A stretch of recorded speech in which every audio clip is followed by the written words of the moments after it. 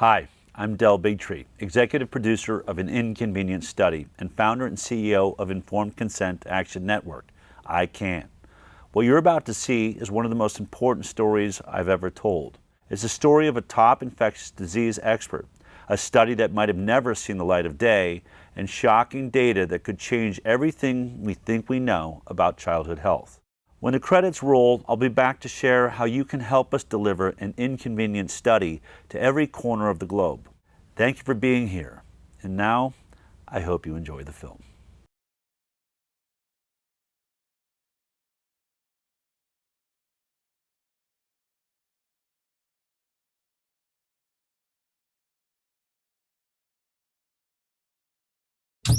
Children struggling every day with ADHD? Scott's allergies made it hard to keep up with his friends. Allergic reactions from accidental food exposure. Moderate to severe eczema. Plaque psoriasis, rheumatoid arthritis, Food allergies. Allergies. Seizure. Asthma. Eczema. IBS. Lupus. We are now the sickest country in the world. The health of American children is in crisis. A huge rise in chronic conditions in kids 17 and under. More than 40% of American children now have at least one chronic health condition. Autoimmune disease like rheumatoid arthritis, juvenile diabetes, lupus, Crohn's disease, all this IBS. I had eczema, asthma, all but out. Allergies, stomach issues. This is to me the one that gets me. Just a few decades ago, 1 in 10,000 children had autism. Today it's 1 in 31. ADD, ADHD, speech delay, language delay, tics, Tourette syndrome, narcolepsy, sleep disorders, ASD, autism. But there's no way in the world that these kind of rapid increases in the incidence of disease could be genetic. Genetic change takes generations, centuries to play out. What's really causing our kids of this generation to be so chronically sick? What the heck is happening?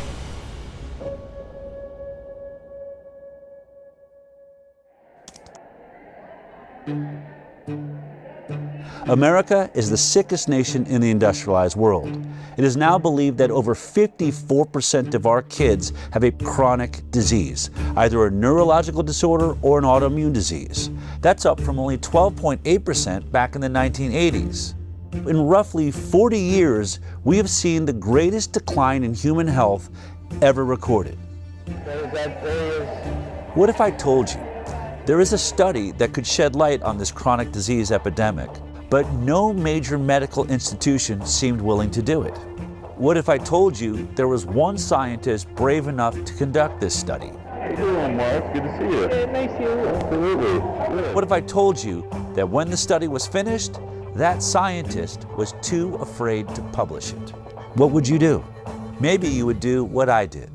I got hidden cameras and recording equipment, and I went to ask him why. Thank you. You're very welcome. Cool. Have you all dined with us before? I want to show you a video. Okay. Curious of what's your reaction to this. Okay. Just hit play here. Yeah. Go ahead and press play there. What was the most shocking thing? Because I know what I've seen. No, I thought it was important. It's important information because of it did show a difference between the groups. We have some serious issues. No, I actually agree with that. If I can't get this study out, then what hope is there for every kid in the future? I don't want to say it's not the right thing to do. It's the right thing to do, but I just don't want to. Obviously, really emotional. Sick. It's really sick. Publishing something like that, might as well retire. I'd be finished. So who was that guy? Zervo's probably going to lose his job over this.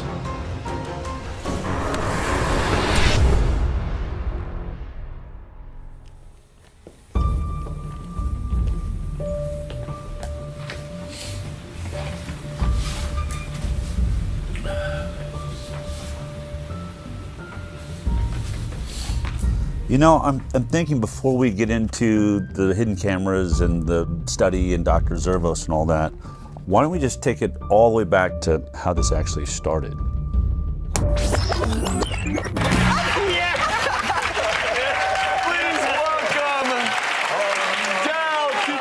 I've been a medical journalist for almost 20 years now. My first 10 years was at CBS, and the last 8 years or so I've had my internet news show called The High Wire.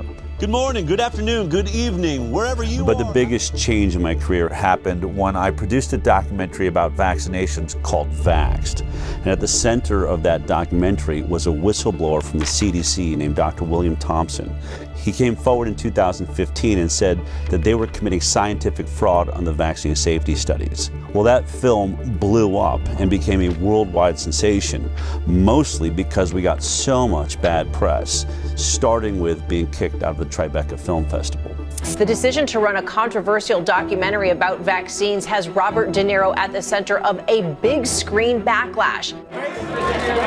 Tonight, the film festival Robert De Niro started under fire, a controversial new film that many are characterizing as anti-vaccine. I think the movie is something that people should see. There was a backlash which I haven't fully explored. I want to know the truth, and I'm not anti-vaccine.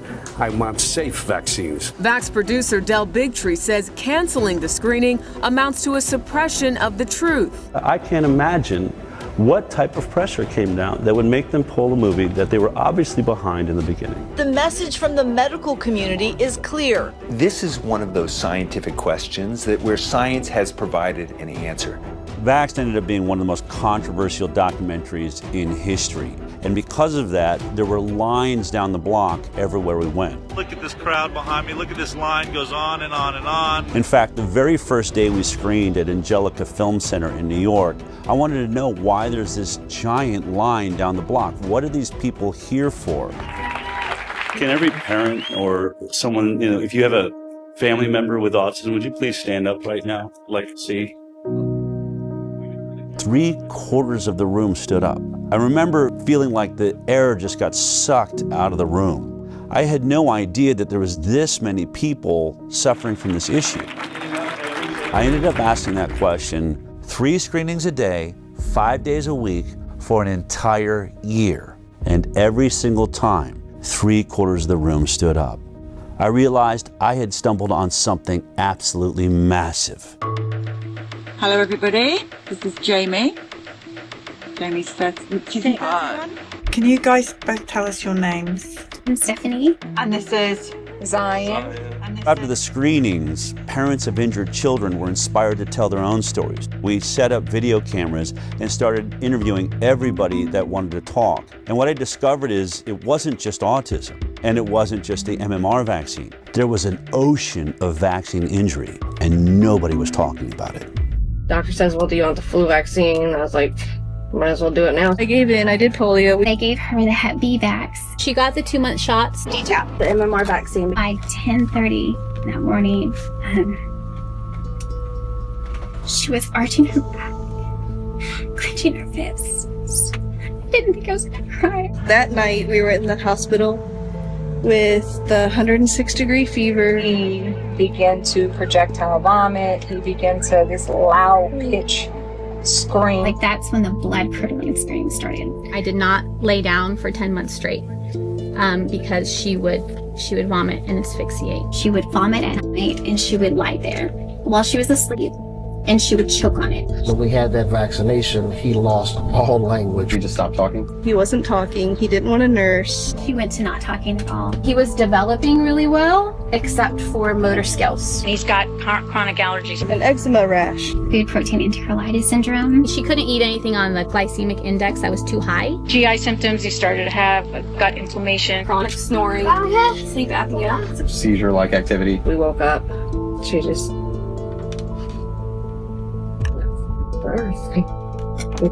She died in your arms? Yeah. I continued to vaccinate her and make her worse and make her sicker. The guilt and it's so overwhelming. They killed my daughter.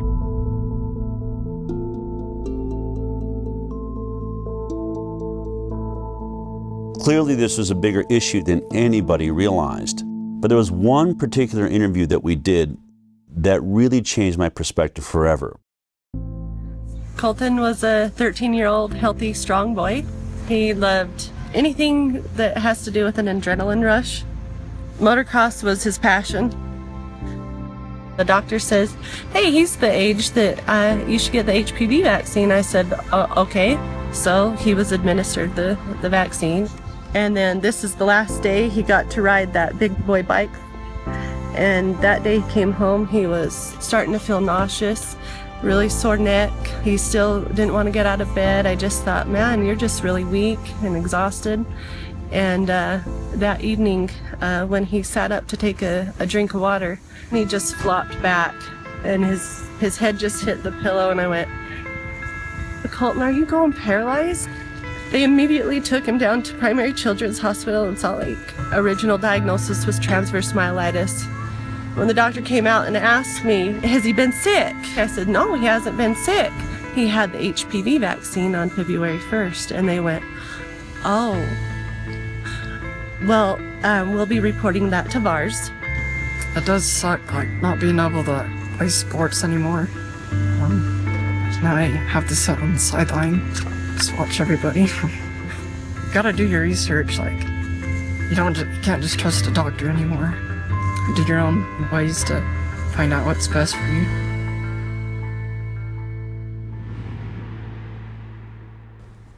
Unfortunately, Colton ended up taking his life in 2018 because he believed he'd become too much of a burden on his family.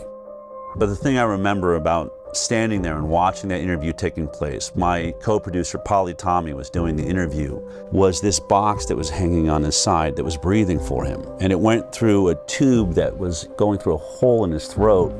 And he literally had to wait for it to fill his lungs with air before he could answer a question. So he'd go, and then he would start answering the question until he ran out of air.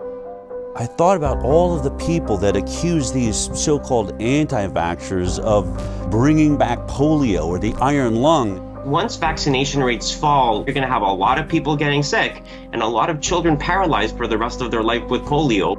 I thought, he's wearing an iron lung. You're not laying in a metal tube anymore. They've reduced it down to a box that hangs on your side and a hose that goes through your throat. But in this case, he wasn't paralyzed because he had polio. He wasn't paralyzed because he didn't vaccinate.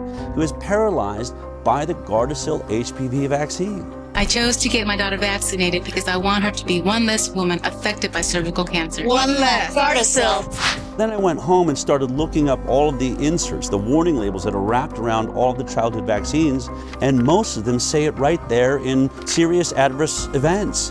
Guillain-Barré syndrome, that's paralysis. Or transverse myelitis, paralysis. And I realized polio vaccine is a success. We didn't eradicate paralytic diseases with the vaccine program. The vaccine works. We're causing paralytic diseases with our vaccine program.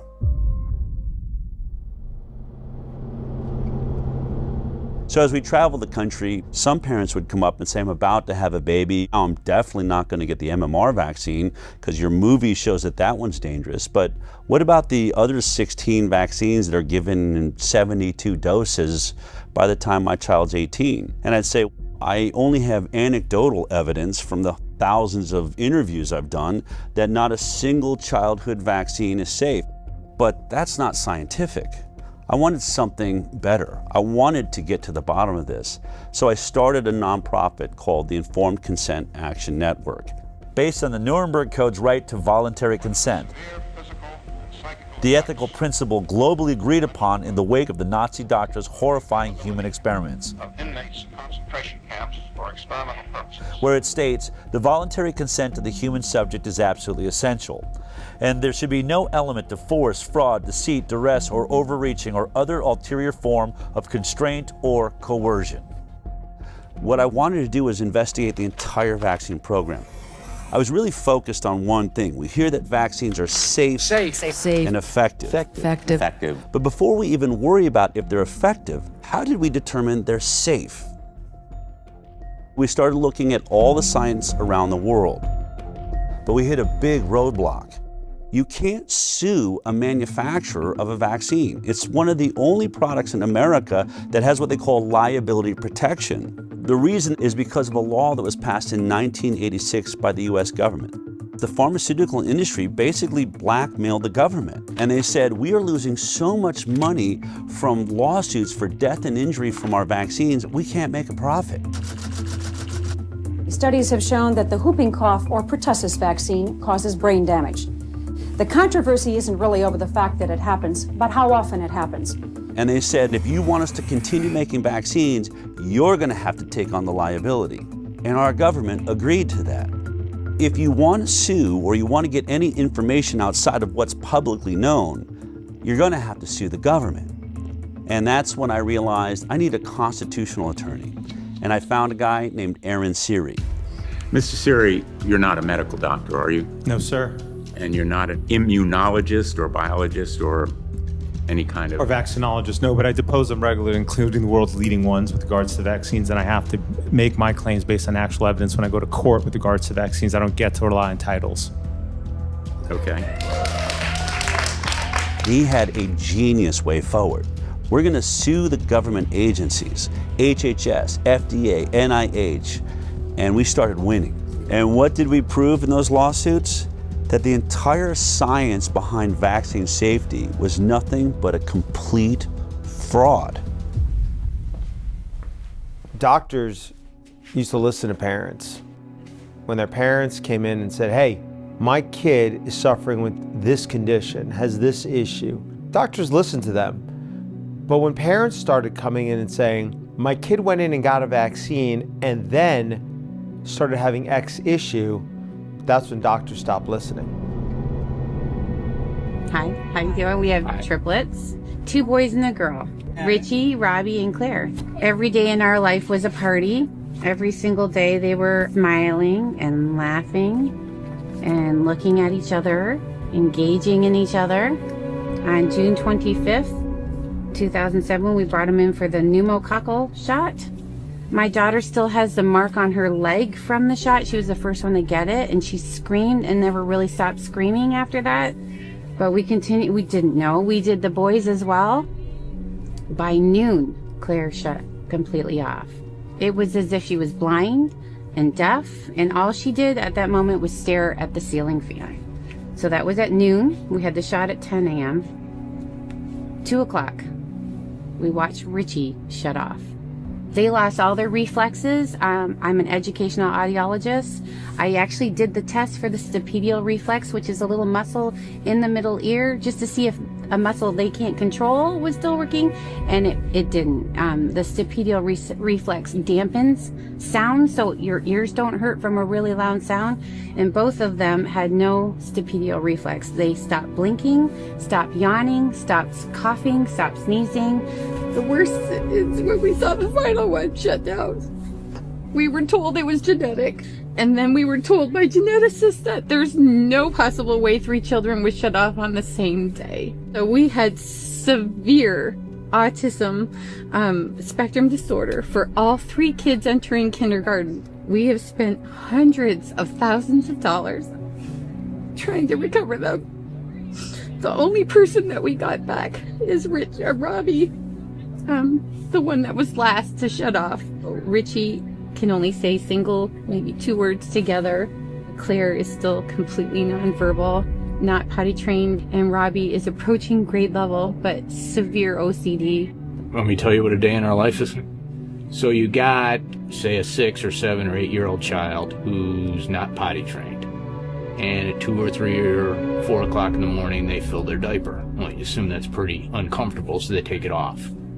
Pretty soon it's all over them. It's all over the bed. In short order, it's all over me. It's all over her. I'm snapping at her. She's snapping at me. We're both snapping at the kid, who is the only innocent party in the whole scenario. And the one thing that's conspicuously absent from that scenario is anybody who told you that shot was safe. They're all asleep in their bed. They haven't got a problem in the world. This one story of Richie, Robbie, and Claire puts an end to any discussion that autism is only caused by genetics.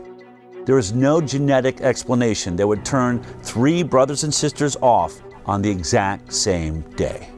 What you should do when there are widespread complaints that a product is causing a given harm is you should study it. Vaccines should be tested like other medicines. They should be safety tested. And unfortunately, vaccines are not safety tested. Of the 72 vaccine doses now mandated, essentially mandated, they're recommended, but they're really mandated, for American children, none of them, not one, has ever been subject to a pre-licensing placebo-controlled trial. Health and Human Services Secretary Robert Kennedy Jr. has been torn apart by mainstream media for saying that there's no placebo trials being done for vaccines. But he's right. It's exactly what we found in our lawsuits against the government. Not a single childhood vaccine is going through a double-blind, randomized, placebo-controlled trial prior to licensure. That's the gold standard of safety testing for all pharmaceutical products, but is being skipped for vaccines. In case you forgot how a double-blind, placebo-based trial worked as we discussed it back in high school science class, let me remind you.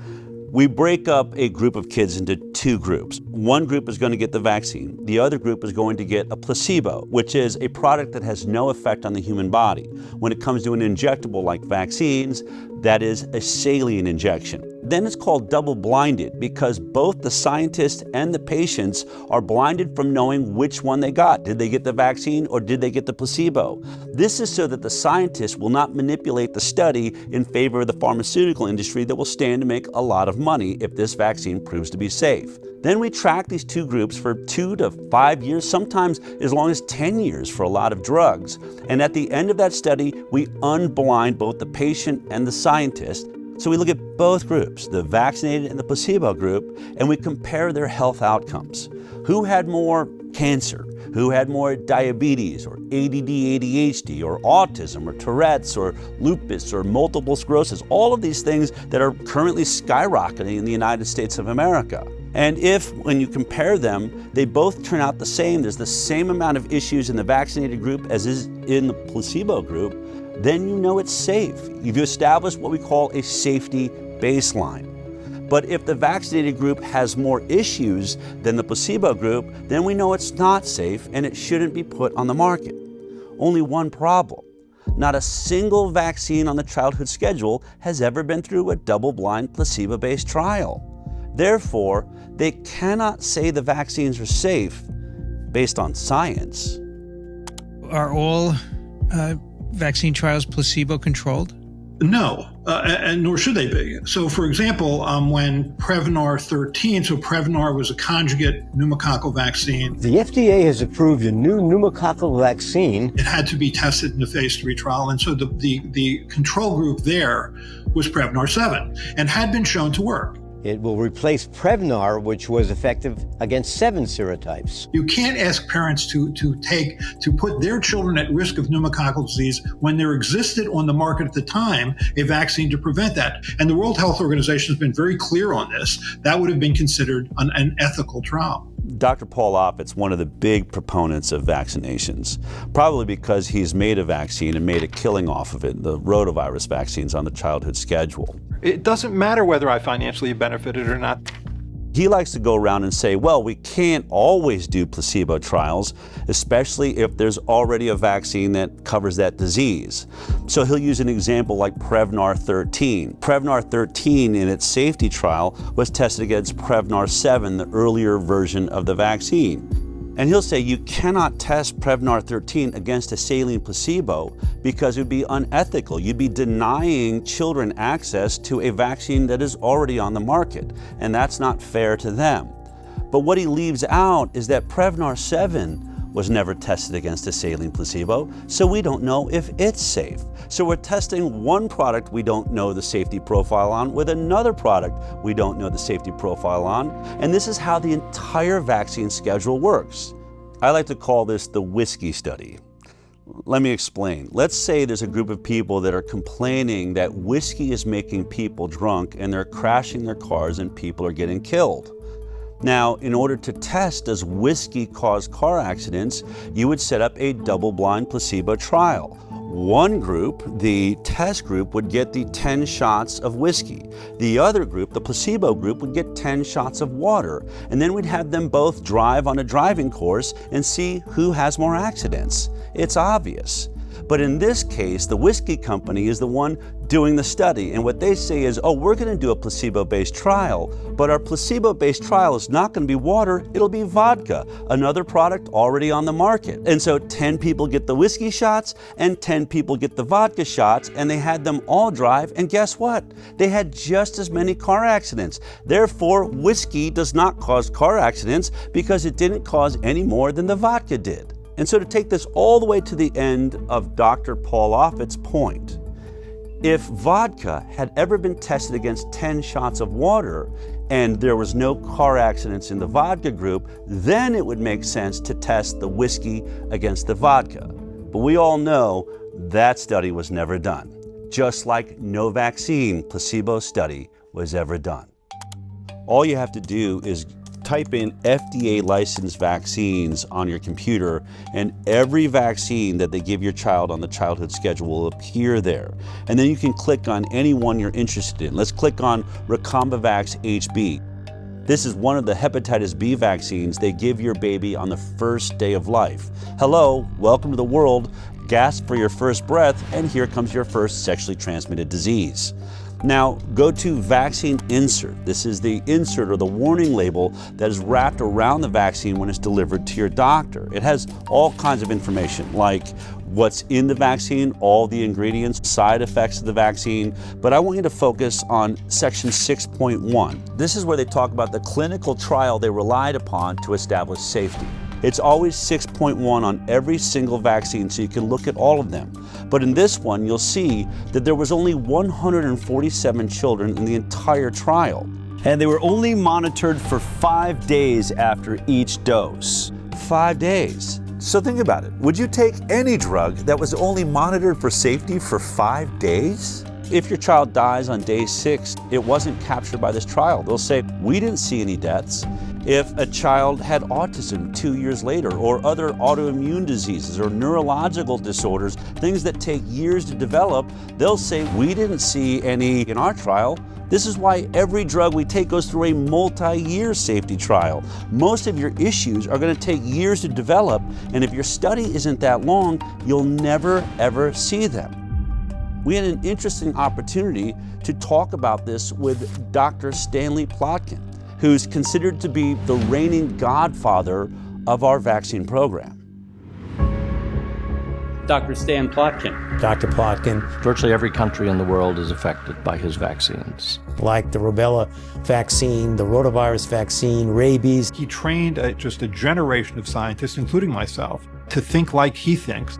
He developed the standard textbook for vaccines in 1988. Bill Gates calls his book a Bible for vaccinologists. I hope it's more accurate than the Bible. In 2018, our attorney, Aaron Siri, had the opportunity to depose under oath Dr. Stanley Plotkin, and he asked him this exact question: is a 5-day safety trial long enough to capture all of the side effects that people are complaining about from the hepatitis B vaccine? Dr. Plotkin, this is the product, the manufacturer insert for Recombavax HB, correct? Yes. And the clinical trial experience would be found in section 6.1, correct? Correct? Dr. Plotkin? Yes. Okay. In section 6.1, when you look at the clinical trials that were done pre-licensure for Recombavax HB, how long does it say that safety was monitored after each dose? Let's see.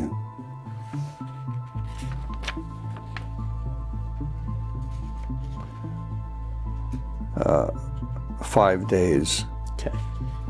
Is 5 days long enough to detect an autoimmune issue that arises after 5 days? No. Is 5 days long enough to detect any neurological disorder that arose from the vaccine after 5 days? No. There is no control group, correct? It does not mention any control group, no. No.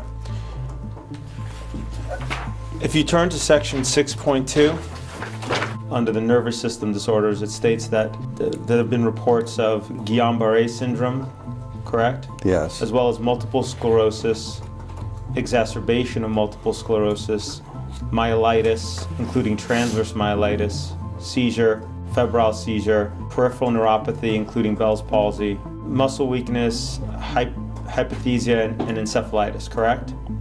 Correct. Okay. Now, it before says at the top, before you go on, these reports are required to be included because they have been reported to the authorities as happening after vaccination. That is not proof that the vaccine caused those reactions. in order to establish whether it's causal between the vaccine and the condition, you need a randomized, placebo-controlled study. But Yes. that was not done for this hepatitis B vaccine before licensure, was it? No. Okay. Without a control group, if you're looking for a phenomenon occurring in the vaccine group, you cannot judge that phenomenon without having a control group. Isn't it true that it would now be considered unethical to conduct such a study today? It would be, yes, it would be ethically difficult.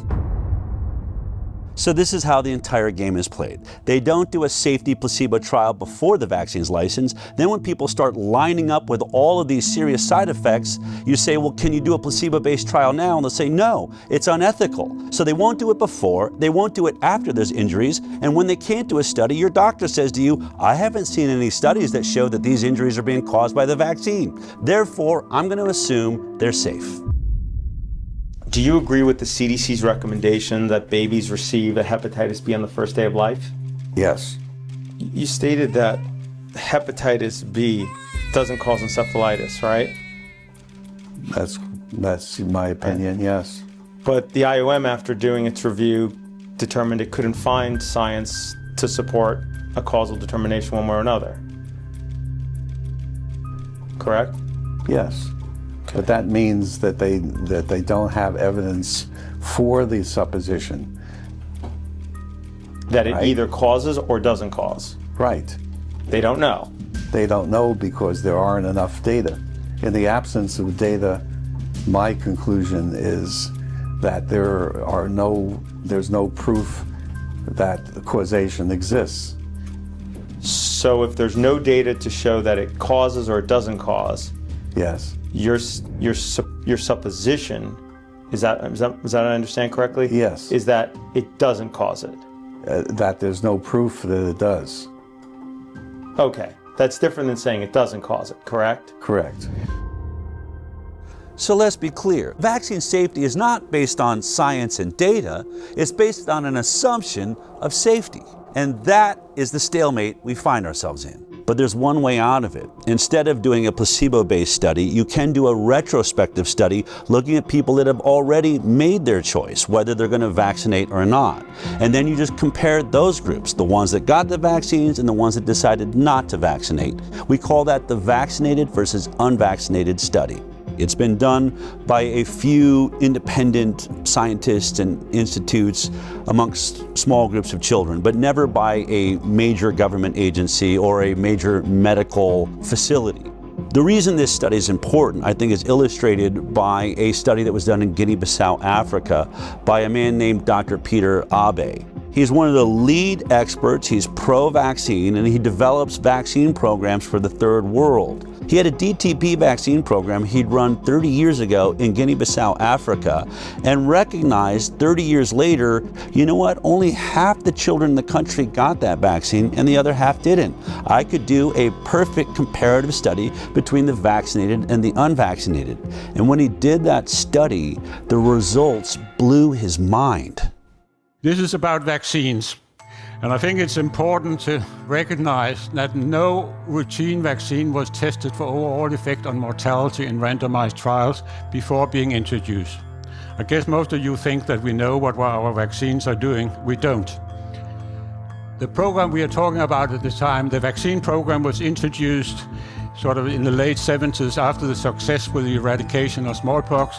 WHO made sort of the first immunization program for the low-income countries. What you comes out here, you had 2.3 times higher mortality if you are DTP vaccinated.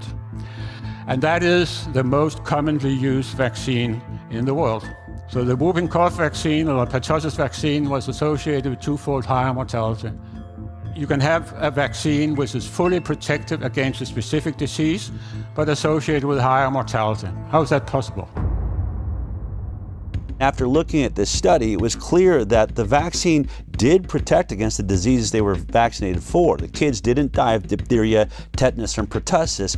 Only one problem. Once they looked at it, they were dying at 5 times the rate of all of these other issues. So it was clear that though it was protecting against these diseases, it was weakening their immune systems to all sorts of other problems. One of the other scientists on this study did a TED Talk on this. In spite of being protected against 3 deadly diseases, the introduction of DTP was associated with increased overall mortality. Children who received DTP vaccine had 5 times higher risk of dying than those who didn't.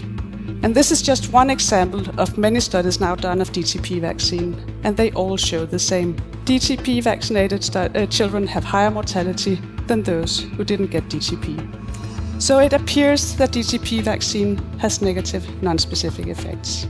The protection against the 3 deadly diseases comes at a very high price, namely increased risk of dying. So, with the best of intentions, the use of DTP vaccine may kill more children than it saves. I know these results are extremely uncomfortable, and most people, including myself, just wish they weren't true. But this is what the data tells us. That was just a study of one vaccine in a group of children. What if you studied children that were receiving not one vaccine, but between 72 and 100 vaccines by the time they're 18? Of course, I'm talking about the most vaccinated nation in the world, the United States of America. Our federal health authorities actually paid the Institute of Medicine to look at the safety of the vaccine schedule as a whole. And the Institute of Medicine, after conducting that review, came back with a report in 2013. The report said no studies have compared the differences in health outcomes between entirely unimmunized populations of children and fully immunized children. It's the CDC's responsibility to do those studies, and they've been ordered again and again and again to do them, and they have refused. But the Institute of Medicine has looked at the vaccine schedule and said in their 2011 report, there are over 150 injuries that are likely to be associated with vaccines that have never been studied. Well, what did the CDC do after the Institute of Medicine issued that report? Instead of doing the study, they ended up doing a study on how to do a vax versus unvax study. It went and it paid a whole lot of money to issue a white paper on how to conduct that study comparing vaccinated versus unvaccinated kids. That white paper came out in 2015. Now, here we are in 2025, 10 years later. They've still never published that study. Now, have they never done the study? I can't tell you. This is information that vaccine safety advocates want and have been asking for a long time, and I'm not sure why it hasn't been done. This simple study would shut up every anti-vaxxer forever. I have to believe that they have done this study every way they possibly can, and they can't seem to figure out how to make it look like the vaccinated are healthier. But that's just my opinion, based on several other studies I've seen that did compare vaccinated to unvaccinated, but mainstream medicine says, well, the cohort was too small, or they poke holes in it saying it wasn't done by a major medical institution. So if we're ever going to get a vax versus unvaccinated study that people believe in, it's going to have to be done by highly credited scientists at a major medical institution who has a database big enough to do a thorough, robust investigation comparing the vaccinated to the unvaccinated. As fate would have it, Dell met the head of infectious disease at Henry Ford Health System, Marcus Servos.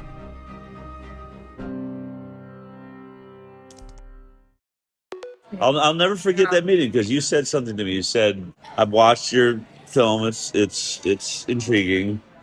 But you said, I'll never forget. You said you've been saying something and watched your videos that I had an issue with. You said that they cannot say that vaccines are safe because they've never done the proper safety studies. And you said to me, I actually researched that because I wanted to see if that was true, and you said I'm sorry to have to report to you that you're actually right about that. No, I say it proper now, too. safety studies have not been done. And to now too, it's same thing. I still say it now. The proper safety studies haven't been done. So then I said to you, all right, still true. And you're like, I don't know what I'm doing here. I don't agree with you. I believe in vaccines. And I said, would you ever consider doing a vaccinated versus unvaccinated study? And you said I would do anything wherever the data is the data, right? Yeah. The first time I met with Dr. Zervos, he agreed to do a vaccinated versus unvaccinated study. I mean, I was ecstatic. He was perfect. Ford Medical Center is one of the greatest research centers in the world, and Dr. Zervos is in the middle of being a hero for having just worked out the entire Flint, Michigan water crisis. 74 miles of large diameter pipeline will stretch For decades, Flint, one of the poorest cities in America, had bought its water from Detroit. Instead of staying on the Detroit water supply while the pipeline was being built, the city would temporarily get its water from the Flint River. That decision would force the city to activate an old water treatment plant. Here's the plant. This is what is coming out of the tap. Water's brown, has a bad odor. We cannot drink the water. They soon became a breeding ground for Legionella, and people were getting sick. The oxygen, you're on that all the time, or do you ever get to take it? I want it all the time. Yeah. Her doctor, Marcus Zervos, had been treating a chronic skin infection that her weakened immune system couldn't control. They are doing a lot better. I'm ecstatic. You know, if I can get them healed over a little bit more, I'm going to get you an appointment with those transplant doctors. There'd been 90 confirmed cases in the year and a half following the water switch. 12 people had died. Sean McElmurray had pulled together a team of 23 scientists and experts from around the state. The team says the state wouldn't authorize them to start the search for the source of the outbreak. Dr. Zervos was the infectious disease expert, and he was worried about the delay. It was critical to start right away because by June we expected to see more cases of Legionnaire's disease and there would be more deaths, which is what we expressed in a meeting that included top leadership at MDHHS. I remember my colleague telling him that if he didn't do that, people could die. Unfortunately, Nick Lyon's response was that, well, they have to die of something. I mean, you're just in shock as a result of him saying that, the director of the health department. Dr. Zervos seemed perfect. He'd stood up against the entire health system in Michigan, so I figured he'd probably be brave enough to do this study. But then a couple of years went by and still no study. I called Aaron and said, why don't we go see if we can't convince him to finally do this study? I flew down to Michigan and we went to meet Dr. Zervos in person. We said, look, here's your opportunity. The results should be directly in line with the orthodoxy. The vaccinated kids should be healthy across the board. He could be hailed a hero for finally shutting up the anti-vaxxers. He said he's willing to do it. The study was going to use the data they literally already have in their fingertips. The data of millions of people who are already in the Henry Ford Health System database, including hundreds, maybe thousands of completely unvaccinated children, as well as obviously children who are vaccinated. What that would allow is taking that multi-million person database, segregating out the children who had been in the Henry Ford system from birth continuously for a few years. Because it's a captive HMO environment, meaning it provides the insurance and it provides the medical care, it has most of the health records for these kids, including if they go out of the Henry Ford medical system, Henry Ford, as the insurer, was still paying for it. So they had the health codes for all the medical services that these kids got. So if you segregated out those kids, now you have a cohort of children from birth for at least a few years where you knew everything about them. I previously was a program director at Henry Ford Hospital, so I know it well. It's one of the best integrated health systems to do research. Henry Ford receives over $90 million in annual research funding. with nearly 700 residents and fellows in 53 ACGME accredited training programs. I think Henry Ford, like other institutions, has a bias towards the goodness of vaccines. You can't miss it. It's a full-page letter here from Henry Ford with 56 signatures saying in bold letters, the science is clear, vaccines save lives. If the results came back demonstrating that the battery of vaccines was associated with chronic diseases and that unvaccinated appeared healthier over time, such a result would be particularly convincing. I'm for vaccines. I'm not, I'm obviously for vaccines, but I think it's the best way of controlling infectious diseases, which are deadly. I'm for mandatory vaccination. Henry Ford is mandatory vaccination because of me. Henry Ford is one of about 90 healthcare systems across the United States that are working to enroll a total of 30,000 volunteers in the Moderna COV vaccine study as quickly as possible. This is the worst pandemic of the last 100 years, and our best hope of dealing with this is by having an effective vaccine. Henry Ford is requiring all 33,000 staff members to be fully vaccinated by September 10, 2021. The health system says this is consistent with its existing vaccination policy, which includes team members get the flu shot every year and stay current with other vaccinations. It appeared to me that Henry Ford was pro-vaccine, not anti-vaccine. So I had to assume the only reason they would do this study was to prove us wrong. Dell and I thought that was an excellent opportunity. They can do the comparison and presumably they could get it published. We only had one request. The ask was, whatever the outcome, you publish it. Would he stick to that if the results show that unvaccinated kids are healthier?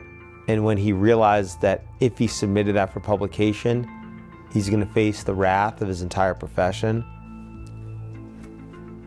didn't know. This was our greatest fear. I mean, vaccines are the holy grail of modern medicine, and anyone that decides to challenge vaccines in any way are essentially considered heretics.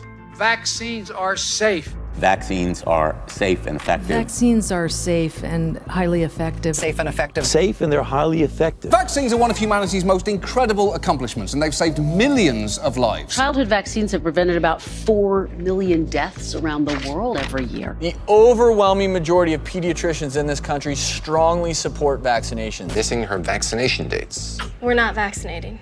The schedule as it's currently recommended is well tested. We've studied them in so many millions of children. Billions of people. Decades of extensive peer-reviewed scientific studies. Centuries of science. The science is pretty settled. Settled for many years now. This idea that we're taking too many vaccines, there's really no science to back that up. The scientific community publishes paper after paper after paper. There is nothing to see. There's nothing to see.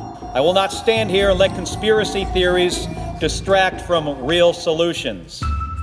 Most doctors can't tolerate being called quacks or having their reputation destroyed. And I went from treating the head of the laboratory at my hospital for hypertension to becoming, somebody that was doubted on every levels after a while because of one thing that I said, which was, can we stop giving vaccines to my sick patients and give it to them on the day of discharge? And had they not tried to intimidate me, doubt me, and pushed me to research and show that what I saw was actually real, I would still be lockstep working as a regular doctor.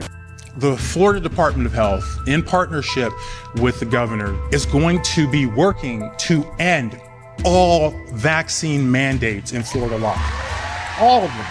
All of them. My experience with discussing or disclosing harms associated with vaccines is that those are not welcome ideas or conversations. That move from the Florida Surgeon General, a doctor there, drawing condemnation from public health experts. Whether it's ignorance, it's stupidity, or it's malice, at the end of the day, people are going to get hurt. He's not going to necessarily receive a warm embrace by some of the people in his profession, but that's really what courage is all about. It's a very hostile environment, both scientifically and in the media, for individuals who reach conclusions or have opinions that counter mainstream ideas. Every independent scientist that has ever ventured into doing a vaccinated versus unvaccinated study of any kind is immediately under assault. There's one by Dr. Anthony Mawson out of Mississippi. He did a homeschool study of about 600 kids and discovered alarming rates of allergies, ADD, ADHD, neurological disorders, and a fourfold increased risk of autism amongst the vaccinated. As soon as the study came out, his job was under threat. In fact, I asked him if he'd be in this film, and he said, look, you can show my studies, but I have just been dragged through the coals on this. I can't take anymore. Then there's Dr. Paul Thomas. Hey, how you guys doing? What I'm seeing on this side is a pink, dull, scarred up eardrum. I've been a pediatrician for 35 years. I'm now retired. What I noticed in the first decade or so of my practice is kids were getting sicker and sicker. And over the next decade, as more and more patients chose not to vaccinate, I got to see the difference. But I wanted to see, could I prove it? So we got all the data from my practice. We looked at every baby born into my practice and published it in an international journal of public health. What we found, and that study was peer-reviewed, it was robust, we found massive increases. I mean, we're talking 400 to 500% more. Allergies, autoimmune conditions, neurodevelopmental issues, and then we had infections of all kinds. Massively increased in the vaccinated compared to the unvaccinated. What happened when I published that study? Within days of it being available online, I get a call from my attorney. Don't go see any patients, don't write any prescriptions, don't go into the office. Your license has been emergently suspended. You are a threat to public health. What's today? Today, it is the last time I will be doing clinical medicine in Oregon. Knowing that you guys are keeping it going, the heart of this place lives on. So what if Dr. Zervos does this study and it turns out exactly the same way as the others? Would he still publish it? That was the question. Years went by. In 2020, I was informed they had put together a study. When I had that study in my hand and I looked at it, the significance of it, it was an actual study that, when published, was the first step in changing this landscape. Weeks went by and then more time went by, and at some point, what I learned was it was not going to get submitted for publication.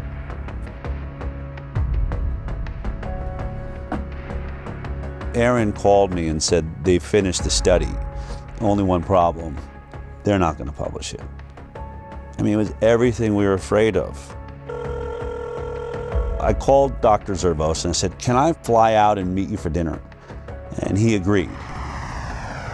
I wanted to look Zervos in the eyes and ask him, what's so damning in this study that you're afraid to publish it? I wanted to know what was in this study. I hadn't seen it. I also imagined there's got to be a way to talk him into publishing this study. But one thing was for sure. This was my last chance. I'm going to bring hidden cameras and recording equipment so that no matter what happens at this dinner, I can prove it happened. What do you think about the study you guys have done? It's important information because of, it did show a difference between the groups. I don't know how to. Oh, she got it. How to explain? I don't know how to explain it, but it's important. It was an important finding. I mean, the study was for what. Do you find any flaws in the study? I mean, is there a way they could do the study? You can do the study better with what's there? Not that I know. No. That I know.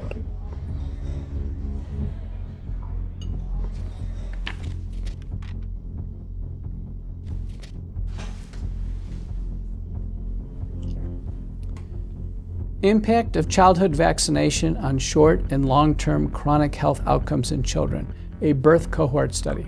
This one is really robust. Let's say the results. Yeah, what were the results?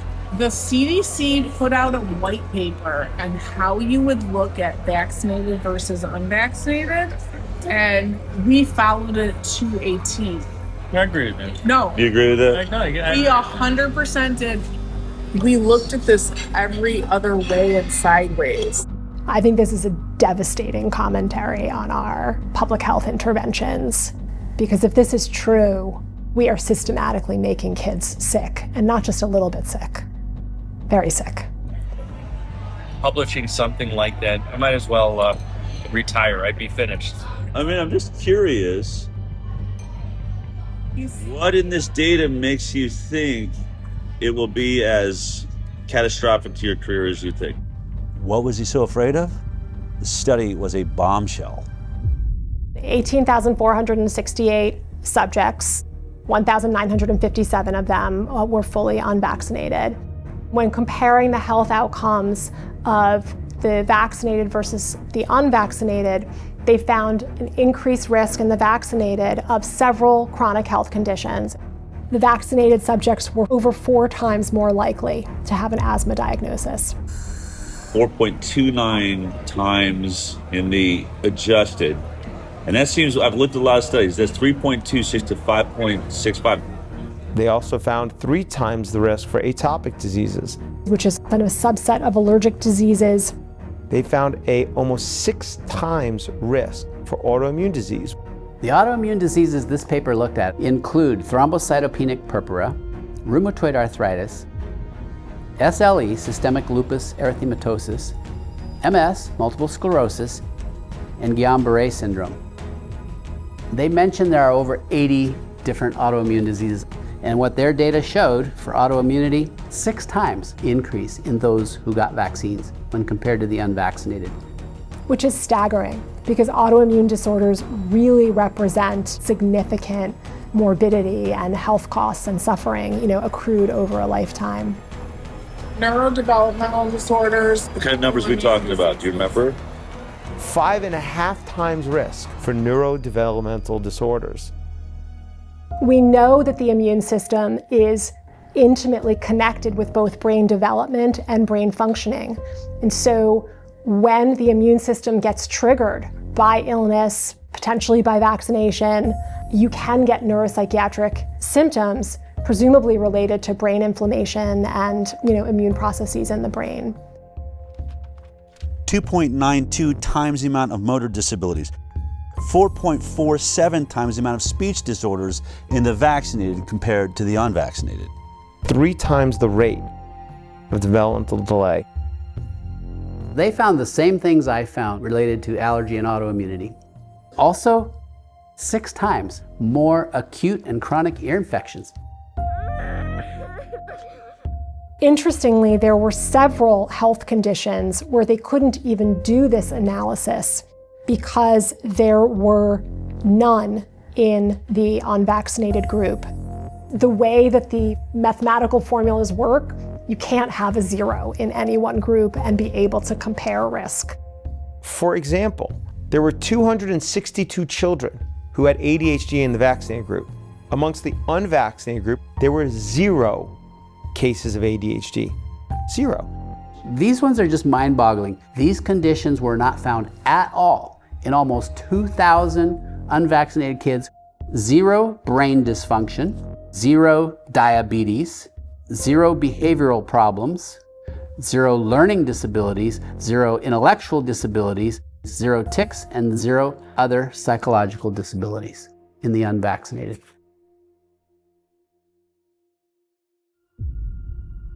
I'm going to read the conclusion here. Despite this, and in contrast to our expectations, again, the author's expectations was they'd conduct the study and probably find vaccinated people a whole lot healthier than the unvaccinated, right? This is what we found. We found that exposure to vaccination was independently associated with an overall 2.5-fold increase in the likelihood of developing a chronic health condition when compared to children unexposed to vaccination. Any vaccine, even just one, compared to none, had 2.5 times more likely to have a chronic health condition. There were no chronic health conditions associated with an increased risk in the unexposed group. None. What does this graph mean? Explain that to me. So it's no vaccines versus vaccines. That's basically your likelihood of not having a chronic health condition. They did something called time to event analysis. At 10 years, the likelihood of being free from a chronic illness was only 43% in the vaccinated group versus 83% in the unvaccinated group. It's a big difference. So if you're unvaccinated, you stay up here above the, like was it 80% of you are going to be perfectly healthy, whereas you're dropping below the 50 percentile, which is exactly what I've been stating. I've been saying 54% of America's children have a chronic illness now. It's right there. And that's basically what that's showing. 10 years follow-up, 57% of the vaccinated had a chronic health condition in just 10 years. That should shock everyone. Let's remember, the entire conversation of the moment in America is the fact that 54% of our children are chronically ill. And here we are looking at the study, and it's almost exactly those numbers. 57% of the vaccinated are chronically ill, whereas only 17% of the unvaccinated. I think because I have an interest in vaccines and I understand off-target, non-specific effects, I was sad, but I wasn't surprised. I can tell you that these data are consistent with my greatest concerns regarding the childhood vaccination schedule. That despite the good intentions of the field of vaccinology, that is backfiring on us. In virtually every single chronic health category, the vaccinated are doing far worse. But there is one issue. It's the one that I have been talking about for years and puts me into the middle of this entire investigation, and that is autism. And in this study, it appears that there was no statistical significance with the vaccine-autism connection. And I wanted to know why. Yet autism is neutral. Does that mean we're wrong about autism, Mark? No. No? No, it's there are a lot of variables involved, and it's hard to control for. When you don't have a lot of instances, as occurred here with autism, where you only have 23 instances of autism in the vaccinated group and 1 instance of autism in the unvaccinated group, that wasn't enough instances to actually be able to determine whether or not there is a statistically significant increased rate of autism. So even though the study shows all sorts of neurodevelopmental disorders, when it comes to autism, there weren't enough children diagnosed with autism in this group to answer that question. That is why studies like this need to be replicated at even larger scales. The fact is there's a signal, and the signal is unvaccinated kids healthy. That should be a very important positive study. Yes. The converse of this is kids that are vaccinated, it doesn't look so good, particularly for the neuropsychiatric disorders. Looking at the measure of association, I'm an epidemiologist, I live in this, neutral is 1. Neutral means no association is 1. If it's 2, it means there's a 2-fold risk. When we're doing non-randomized data, especially from corporate data stores, what have you, we have a higher threshold. And a good threshold to remember is 4. If there's a 4-fold increased risk in a data set, if we were to go do this somewhere else, almost certainly we would find an association when this is telling us that the risk relationship is greater than 4. I was sitting at that dinner reading this study for the first time and thinking, oh my God, the world needs to see this study. But the more I pressed Dr. Zervos to publish it, the more excuses he had. I think it's a good study, but it does have limitations to it. The argument against it is going to be that it's same thing. Retrospective, it's not a controlled group. There's no control group. There's other factors involved. It's a heterogeneous group of conditions. The perfect example was hydroxychloroquine. Did I happen to mention that not only was Dr. Zervos at the center of the Flint, Michigan water crisis, he was also at the center of the hydroxychloroquine study that was done by Ford and showed a 50% reduction in death for those that received hydroxychloroquine. And for that, he got attacked by Tony Fauci and virtually everybody in mainstream media and the medical world. The Henry Ford Hospital study that was published was a non-controlled retrospective cohort study. So that study is a flawed study. In the PR at Henry Ford, they put a gag order on me. I couldn't talk about anything. And they said to me, Mark, so what?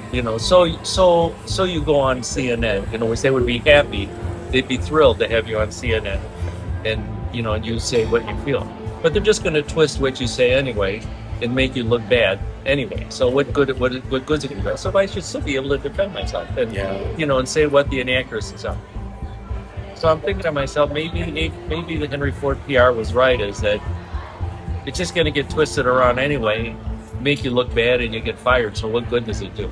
So what's going to happen with this one is the same thing, is that somebody's going to come back and they're going to say, the study is flawed, as opposed to looking at it in the way that it should be looked at. How about looking at this as important scientific information that can inform how the proper study should be done? It won't be taken like that. And then I can say, why? Because there's a political agenda to it. I get it has its issues.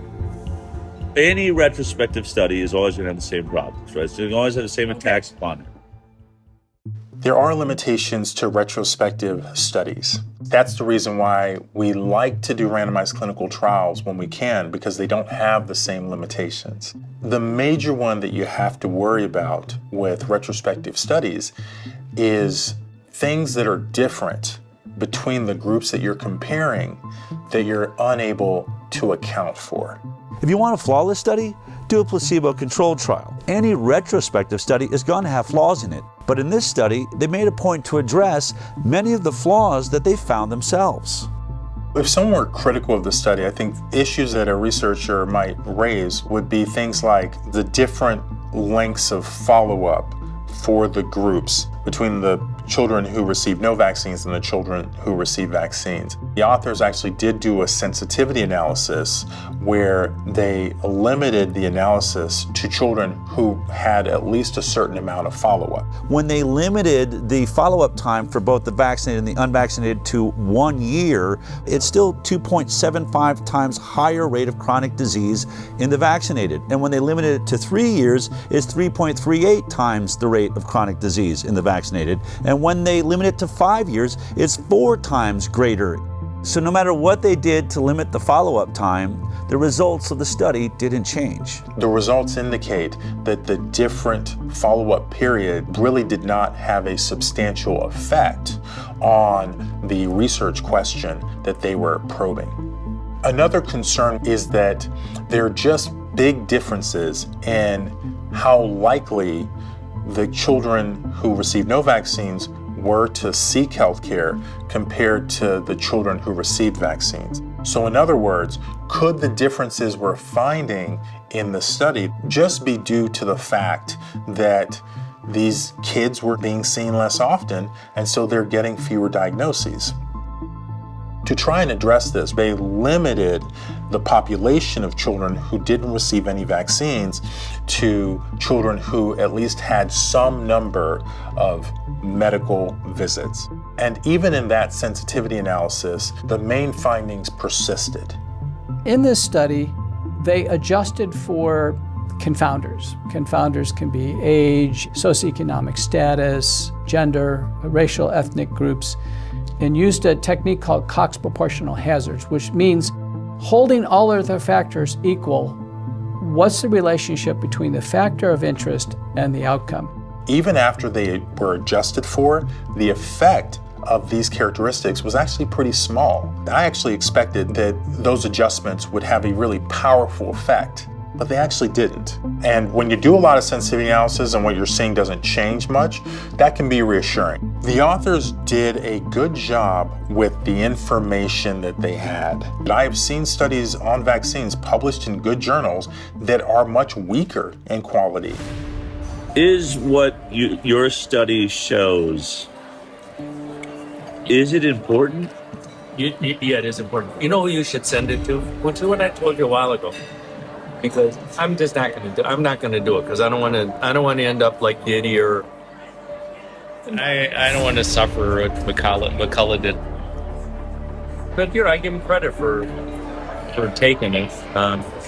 Standing up to it.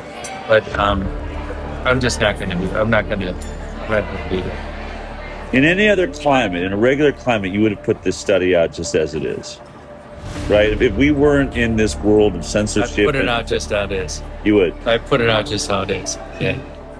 I'd like to just finish out my work, doing international work.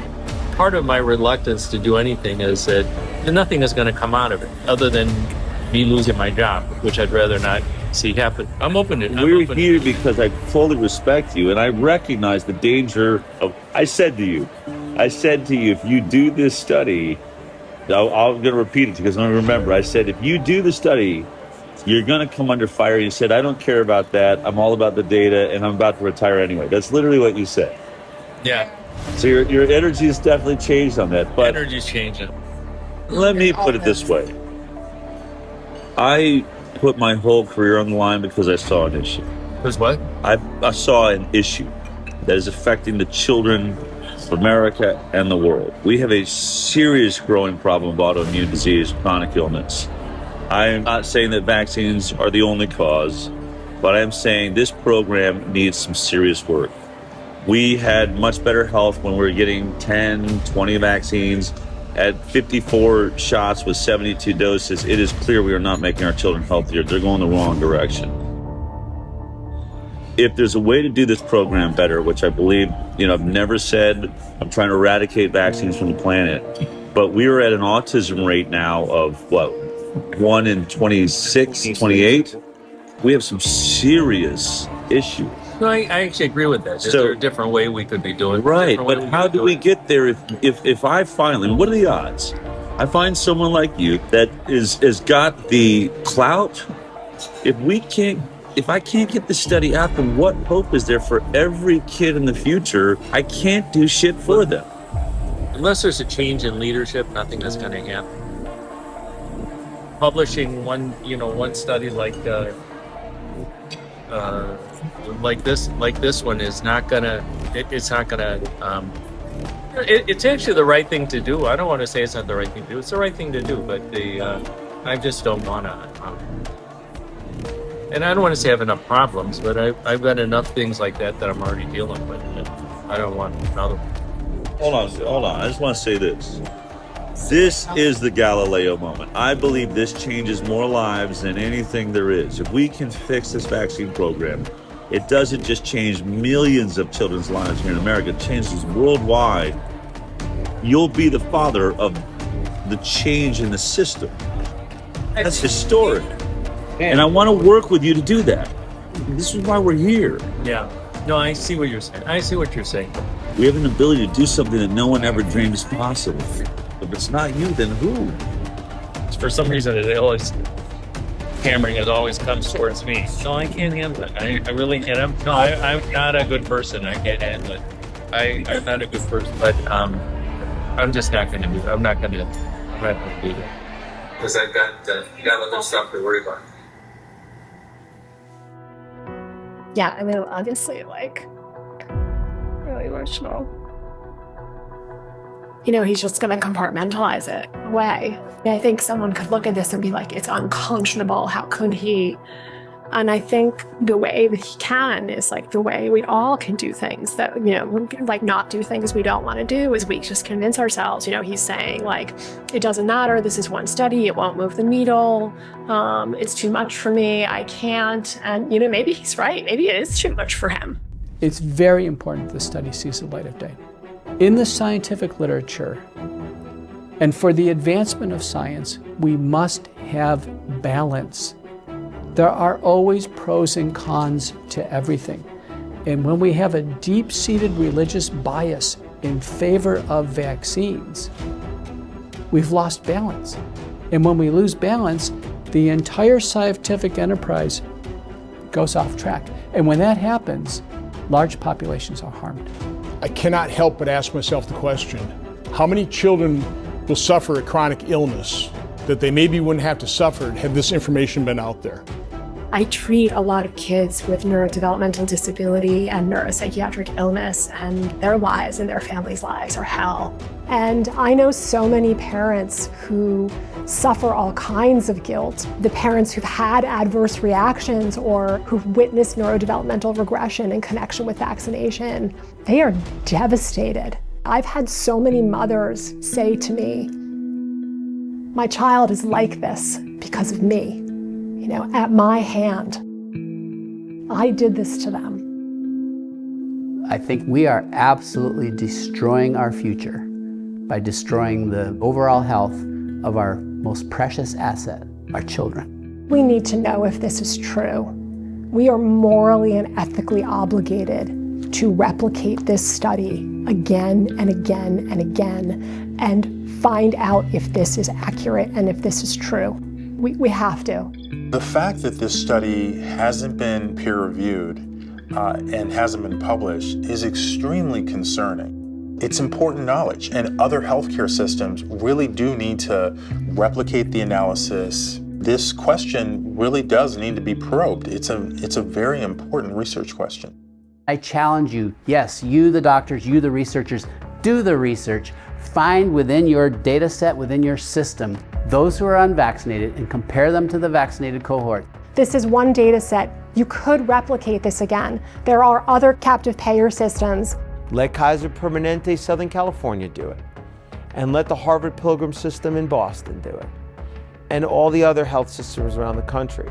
And maybe even the CDC with the VSD.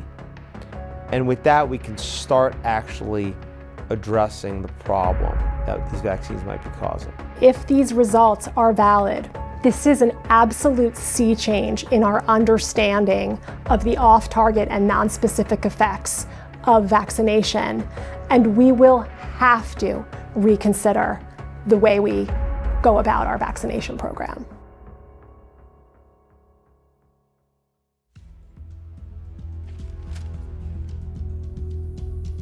This is a cease and desist letter we received from the attorneys for Henry Ford Health. This letter leads me to believe that they really don't want us to release this film. In the letter, Henry Ford accuses us of defamation for saying that the unpublished study wasn't submitted for publication due to the results of the study. They assert that the reason the study was never submitted for publication was, quote, due to significant and serious flaws in its data and methodology, and because it did not come close to meeting the rigorous scientific standards Henry Ford Health and its researchers demand. But we just heard from Dr. Marcus Zervos, the lead author on this unpublished study and a world-leading expert on infectious disease at Henry Ford. He told me he believed the study was a good study and he would publish it just as it is. Only one problem. If he does publish it, he believes it would be the end of his career. He'd be finished. Not my words, but his. Now, even if Dr. Zervos stands by his study, does that mean it's a perfect study? Of course not.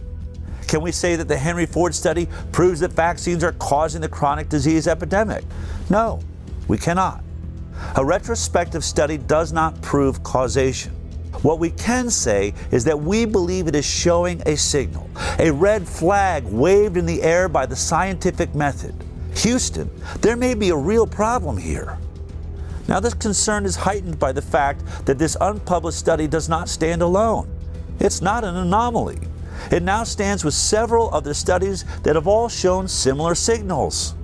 So there will certainly be attacks on the limitations of this study, which can be found in most retrospective studies, and we acknowledge those limitations. But the only way to really refute it is to do your own vaccinated versus unvaccinated study and prove us wrong. That's what I believe Dr. Zervos attempted to do and failed. But as parents watching this film right now, you have to ask yourself a very important question. Why hasn't a single health agency or major medical institution in the world been able to produce one single vaccinated versus completely unvaccinated study that shows that the vaccinated children are healthier? Wasn't that the entire purpose of the vaccine program? to make our children healthier? And although this may be an inconvenient study for anyone who said that the vaccine program was safe, there is a bright side. In every one of these studies so far, there is a group of children who are thriving, who aren't suffering from many of the ailments that plague America's children, who have barely any cases of neurodevelopmental disorders or autoimmune disease. They are living in a world that is flourishing with health because their parents went in a different direction. You now have even more data. You've been informed. What are you going to do about it? That choice is yours.